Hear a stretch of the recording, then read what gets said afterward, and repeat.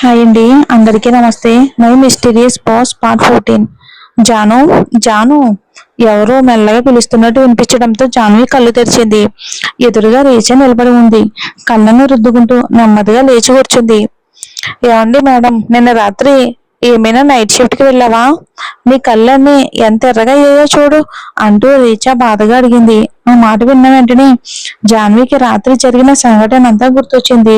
ఆ జ్ఞాపకం తలుచుకోగానే మళ్ళీ ఆమెకి ఏదో విచిత్రంగా అనిపించింది. ఎక్కడికి వెళ్ళలేదు రీచా, ఇక పరీక్షలు దగ్గర పడుతున్నాయి కదా, అందుకే రాత్రి వరకు చదువుకుంటూ ఉన్నాను అని జాన్వి ఎలాగోలాగా సమాధానం చెప్పింది. సరే, త్వరగా రెడీ అవ్వు, ఇంకొద్దిసేపట్లో అందరూ వచ్చేస్తారు అని అంది రీచా. రీచా, నాకు ఈ రోజు అస్సలు బాగోలేదు, ప్లీజ్ నువ్వు ఒక్కదానివే వెళ్ళిరా అని జాన్వి వేడుకుంది. రీచా మొదట కొంచెం కోపంగా చూసింది, కానీ ఆమె ఎర్రబడిన కళ్ళను గమనించగానే మనసు మార్చుకుంది. సరే, నీకు బ్రేక్ఫాస్ట్ మాత్రం ఎవరి చేతనైనా పంపిస్తాను, ఓకేనా అని అడిగింది. జాన్వి మనసులోనే నిట్టూర్పు విడిచింది. కనీసం ఈ రోజైనా సిద్ధార్థ్ కి ఎదురు పడాల్సిన అవసరం ఉండదు. నిన్న జరిగిన సంఘటన తర్వాత అతను ముందు నిలబడాలి అంటేనే చాలా ఇబ్బందిగా ఉంది అని అనుకుంది. రీచా వెళ్ళిపోయిన తర్వాత జాన్వి రెడీ అయి మళ్ళీ మంచంపై కూర్చుంది. ఆ రోజు ఆమెకు ఆన్లైన్ లెక్చర్ ఉంది. ఇక ఫోన్లో లింక్ ఓపెన్ చేసి ఇక లెక్చర్ ప్రారంభించింది. అప్పుడే తలుపు మీద తలుపు తట్టిన శబ్దం వినిపించడంతో జాన్వి విసుగ్గా వెళ్లి తలుపు తెరిచింది. ఎదురుగా నేహ నిలబడి ఉండటంతో ఆమె ఆశ్చర్యపోయింది. మేడం, మీకేమైనా కావాలా అని జాన్వి మర్యాదగా అడిగింది. ఇది నా ఇల్లు, నాకేదైనా కావాలా అని నువ్వే నన్ను అడుగుతున్నావా అని నేహ ఎదురు ప్రశ్న వేసింది. అది కాదు మేడం, కింద పార్టీ మొదలై ఉంటుందని అనుకున్నాను, మీరు ఇక్కడికి వచ్చారు కాబట్టి అడిగాను అని జాన్వి చెప్పింది. నిన్నే పిలవాలని వచ్చాను, రా కిందకి రా. అది సారీ మేడం, ఇప్పుడే నా ఆన్లైన్ లెక్చర్ మొదలయ్యింది, నేను పార్టీకి రాను అని జాన్వి చెప్పింది. నో నో, నువ్వు మా గెస్ట్వి, రీచా బెస్ట్ ఫ్రెండ్వి, నువ్వు తప్పకుండా రావాలి, ఇది సిద్ధార్థ్ ఆర్డర్ అని నేహ అబద్ధంగా చెప్పింది. సిద్ధార్థ్ పేరు వినగానే జాన్వి ఒక్కసారిగా తడబడింది. లేదు మేడం, నా సమస్యను మీరు సార్కి చెప్పండి అని అంది. చూడు, వెంటనే రెడీ అవ్వు, లేకపోతే నేను ఇలాగే లాక్కుని కిందకి తీసుకుని వెళ్తాను, అర్థమైందా, ఓకేనా అని నేహ నవ్వుతూనే హెచ్చరించింది. మేడం, ప్లీజ్ మేడం అంటూ జాన్వి మళ్ళీ వేడుకుంది. సరే, నేను నీకు ఒక డ్రెస్ తీసుకొస్తాను, అది వేసుకుని కిందకి రా అని నేహ అనగానే ఢిల్లీలో జరిగిన చీర సంఘటన జాన్వికి వెంటనే గుర్తొచ్చింది. వద్దు వద్దు, ఆమె సలహా ఏది నాకు అవసరం లేదు అని మనసులోనే అనుకుంది. అవసరం లేదు మేడం, నా దగ్గర డ్రెస్ ఉంది, అదే వేసుకుని వస్తాను అని చెప్పింది. ఏదైనా బాగున్న డ్రెస్ వేసుకో, లేదంటే మా పొరుగు పోతుంది అని నేహ నవ్వుతూ చెప్పింది. జాన్వి కూడా బలవంతంగా చిన్న నవ్వు నవ్వింది. నేహ వెళ్ళిపోయిన తర్వాత రీచా ఇచ్చిన తెల్లటి డ్రెస్ వేసుకుంది. కొద్దిగా మేకప్ కూడా వేసుకుంది. అద్దంలో తనను తాను చూసుకున్నప్పుడు ఇక ఈ రోజు నిజంగానే తను అందంగా కనిపిస్తున్నానేమో అనిపించింది. ఆ ఆలోచనతోనే మనసులో చిన్న ఆనందం మెరిసింది. ఆ తర్వాత కిందకి వచ్చింది. పార్టీ ఎక్కడ జరుగుతుంది అని అక్కడ ఉన్న పని వాళ్ళని అడిగింది. అటు వెనక వైపు అని అతను చూపించగానే జాన్వి ఆ దిశగా నడిచింది. అక్కడ వెళ్ళేసరికి ఎంతో మంది అబ్బాయిలు అమ్మాయిలు సందడిగా కనిపించారు. కొందరు స్విమ్మింగ్ పూల్ లో ఆటలు ఆడుతూ ఉండగా మరికొందరు టేబుల్ దగ్గర కూర్చుని నవ్వుకుంటూ మాట్లాడుకుంటున్నారు సరదాగా. చుట్టూ పచ్చని ప్రకృతి మధ్య ఆ ప్రదేశం ఎంతో ఆహ్లాదకరంగా కనిపించింది. జాన్వి కొంచెం సంకోచంగా ముందుకు నడిచింది. రీచా, రాహుల్ ఇద్దరు స్విమ్మింగ్ పూల్ వైపుకు చూస్తూ ఎవరికో ఉత్సాహంగా చప్పట్లు కొడుతున్నారు. జాన్వి కూడా ఆ వైపుకు చూసింది. సిద్ధార్థ్ మరికొందరు అబ్బాయిలు అమ్మాయిలతో కలిసి స్విమ్మింగ్ పూల్ లో బాల్ గేమ్ ఆడుతున్నాడు. అక్కడ ఉన్న చాలా మంది అమ్మాయిలు మాత్రం అతని చుట్టూనే తిరుగుతున్నారు. వాళ్ళ ప్రవర్తన చూస్తూ ఉంటే సిద్ధార్థ్తో పరిచయం పెంచుకోవాలని ఆసక్తి వాళ్ళలో చాలా స్పష్టంగానే కనిపిస్తుంది. అక్కడున్న అమ్మాయిలందరూ సిద్ధార్థ్కు దగ్గర అవ్వాలని, అతనితో చనువుగా ఉండాలని ప్రయత్నిస్తున్నారు.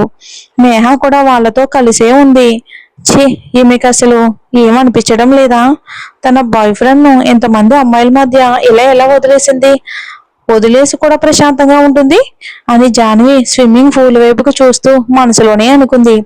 కానీ వెంటనే తానే తేరుకుంది. అయినా నాకెందుకు కోపం వస్తుంది? వాళ్ళ ఇష్టం, మనకెందుకు, వాళ్ళు ఏం చేయాలి అనుకుంటే అదే చేసుకునేవాలి అని తన మనసును తానే సముదాయించుకుంది. ఇక అలా అనుకుంటూ తన చూపును రీచా వైపుకు తిప్పింది. అప్పుడే నేహ చూపు ఆమెపై పడింది. వెంటనే ఆమె కళ్ళల్లో విచిత్రమైన మెరుపు కనిపించింది. ఆమె అక్కడున్న ఒక అబ్బాయికి వెంటనే సైగ చేసింది.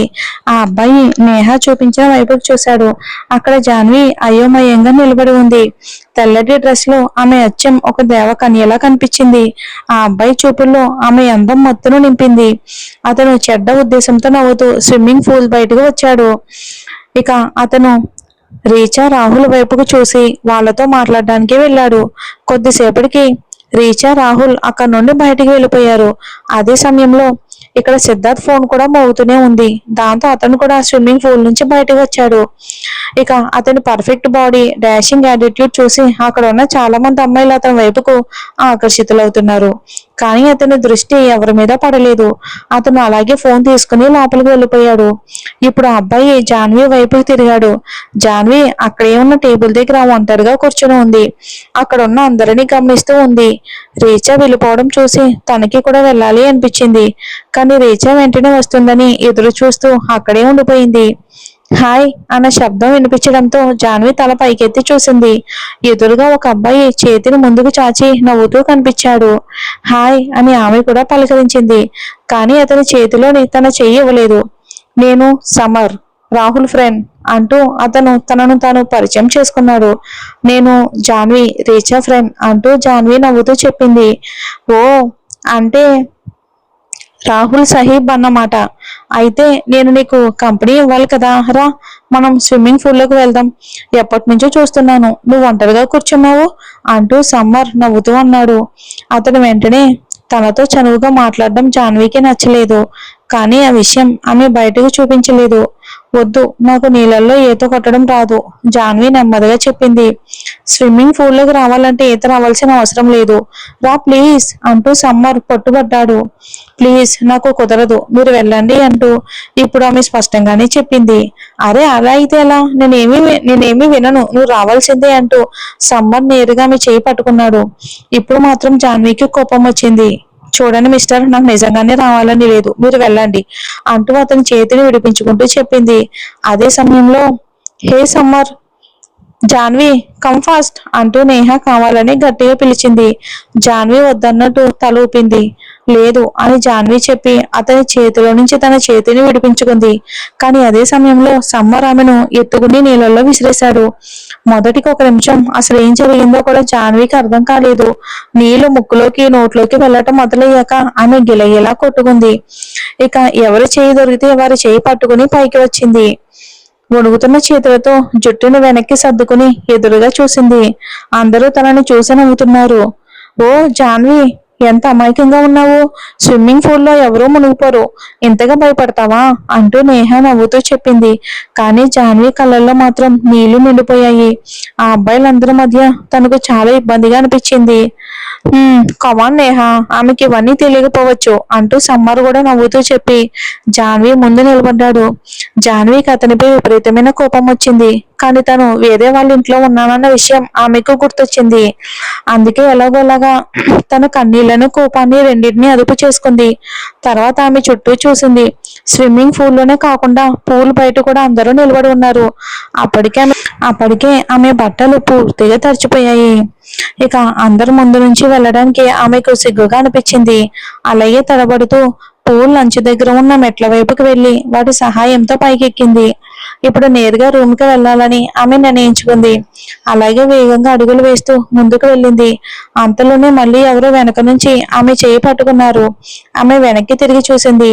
తన వెనకే సమ్మర్ వచ్చాడు. సారీ యార్, నువ్వు కోపంగా ఉన్నావా అంటూ సమ్మర్ ఆమె చెంపను లాగుతూ అన్నాడు. మిగతా వాళ్ళందరూ గట్టిగా నవ్వారు. ఇప్పుడు మాత్రం జాన్వి కోపం అదుపు తప్పింది. ఇట్స్ ఓకే అని చెప్పి మళ్ళీ అతని చేతిలో నుంచి తన చేతిని విడిపించుకుని ముందుకు వెళ్ళిపోయింది. హే జాన్వి, మళ్ళీ ఒకసారి రా అంటూ సమ్మర్ మళ్ళీ ఆమె వెనకాల వెళ్ళి ఆమె చెయ్యి లాగుతూ తీసుకెళ్లడానికి ప్రయత్నించాడు. కానీ సటక్, ఈసారి అతని చెంపపై 5,000 ముద్రలు కనిపించాయి. సమ్మర్ షాక్ లో చెంపపై చేయి పెట్టుకుని జాన్వి వైపుకు చూస్తూ ఉండిపోయాడు. జాన్వి కూడా కోపంగా అతని వైపుకు చూస్తుంది.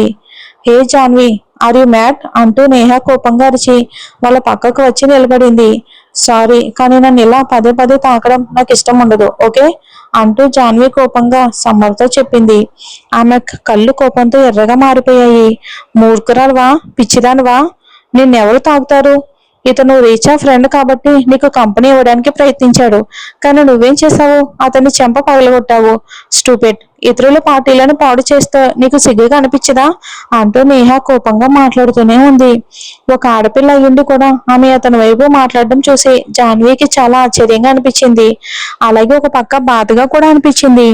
ఒక్క నిమిషం నేహ, ఈమె తనని తాను ఏమనుకుంటుంది? అప్సరస, ఈమె మీద ఎవరికైనా ఆసక్తి ఉంటుందా? నువ్వు చెప్పింది నిజమే, ఈమె మిడిల్ క్లాస్ కదా, వీళ్ళ ఆలోచన విధానం ఇలాగే ఉంటుంది. అందుకే వీళ్ళని పార్టీలకు పిలవకూడదు.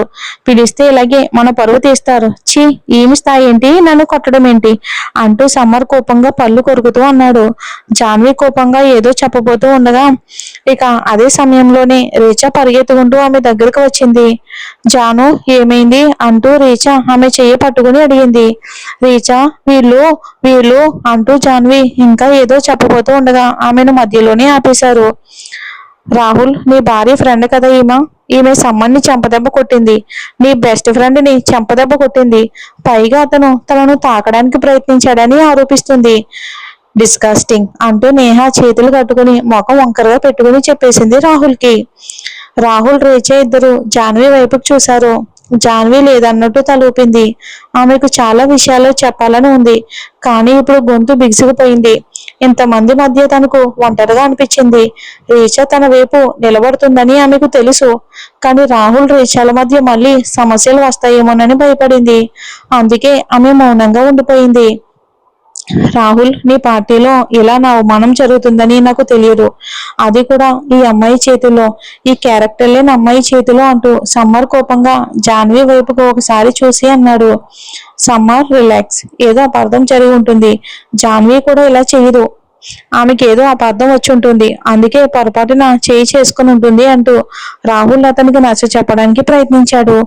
రాహుల్ అలా అనడంతో జాన్వి కళ్ళు నీళ్లతో నిండిపోయాయి. మిగతా వాళ్ళందరూ అక్కడ జరుగుతున్న ఈ గొడవను చూస్తూ నిలబడ్డారు. కొందరు ఒకరితో ఒకరు గుసగుసలు ఆడుకుంటున్నారు. ఓ కమాన్ రాహుల్, ఆమెకు అపార్థం వచ్చిందని నేను నా అవమానాన్ని ఎందుకు భరించాలి? ఆమెతో నాకు క్షమాపణ చెప్పించు ఇప్పుడే అంటూ సమ్మర్ అన్నాడు. రాహుల్ రీచా వైపుకు చూశాడు. రీచా కోపంగా సమ్మర్ వైపు, రాహుల్ వైపుకు చూస్తుంది. ఆమె సారీ చెప్పదు. జాను, పద అంటూ రీచా అంది. జాన్వి రెండు చేతులను తన గుండె దగ్గర పెట్టుకుని వణుకుతూ నిలబడింది. ఆమె కళ్ళు నీళ్లతో నిండిపోయాయి. ఒక్క నిమిషం రీచా, అరే కేవలం సారీ చెప్పే విషయం మాత్రమే కదా. సమ్మరు నాకు చాలా మంచి స్నేహితుడు. నిజంగానే జాన్వికి అపార్థం వచ్చి ఉండొచ్చు. ఆమె కేవలం సారీ చెప్తే సరిపోతుంది కదా అంటూ రాహుల్ అన్నాడు. అది విన్న జాన్వి గొంతులోని దుఃఖం పొంగిపోయింది. తన తప్పేంటో ఆమెకు అసలు ఏమీ అర్థం కావట్లేదు. ఎవరో ఒకరు తనను తాకడం నచ్చకపోతే వద్దని చెప్పకూడదా? అనవసరంగా బలవంతాన్ని భరించాలా? రాహుల్, జాన్వి సారీ చెప్పదు అంటూ రీచా కూడా ఇప్పుడు కోపంగా రాహుల్తో చెప్పింది. కానీ జాన్వికి మాత్రం బాధగా అనిపించింది. తన వల్ల వారిద్దరి మధ్య గొడవ రావటం ఆమెకు అస్సలు నచ్చలేదు. రీచా, ప్లీజ్, నువ్వు ఇందులోకి రావద్దు, నేను సారీ చెప్తాను అంటూ జాన్వి తన బాధను దిగమింగుకుంటూ చెప్పింది. ఇక్కడికి వచ్చి నేను చెంప మీద కొట్టినట్టే అందరి ముందు గట్టిగా కూడా క్షమాపణ అడుగు నువ్వు అంటూ సమ్మర్ కోపంగా కొంచెం సంతోషంగా అన్నాడు. రీచా జాన్వి చేయిని గట్టిగా పట్టుకుని వద్దు అన్నట్టు తలూపింది. కానీ జాన్వి ఆమె చేతిని విడిపించుకుని ఒక గాఢమైన శ్వాస తీసుకుంది. నా అంటూ జాన్వి మాట్లాడడం మొదలు పెట్టగానే ఒక్క నిమిషం అంటూ ఒక గంభీరమైన గొంతు వినిపించింది. అందరూ ఆ వైపుకి చూశారు. అక్కడ సిద్ధార్థ్ నిలబడి ఉన్నాడు. అతని కళ్ళల్లో భయంకరమైన కోపం కనిపించింది. బహుశా వాళ్ళ మాటలని అతను విని ఉండొచ్చు. అతను వాళ్ళ దగ్గరకు వచ్చాడు. వాట్ హ్యాపెన్ అంటూ జాన్వి వైపుకు ఒకసారి తీక్షణంగా చూసి రాహుల్ని అడిగాడు. నథింగ్ సిద్ధార్థ్, జాన్వికి అపార్థం వచ్చింది. ఆమె సమ్మన్ని చెంపదెబ్బ కొట్టింది. ఇప్పుడు క్షమాపణ అడగబోతూ ఉండగా నువ్వు వచ్చావు అంటూ రాహుల్ చెప్పాడు. సిద్ధార్థ్ జాన్వి వైపుకు చూశాడు. ఆమె కళ్ళు నీళ్లతో నిండిపోయి ఉన్నాయి. ఇట్స్ కరెక్ట్ అంటూ అతను ఆమెను చూస్తూ అడిగాడు. ఇప్పుడు ఏం సమాధానం చెప్పాలో జాన్వికి అర్థం కాలేదు. ఆమె అలాగే ఒక విగ్రహంలా అతని వైపుకు చూస్తూ నిలబడిపోయింది బాధతో. మరి చూద్దాం ఏం జరుగుతుందో.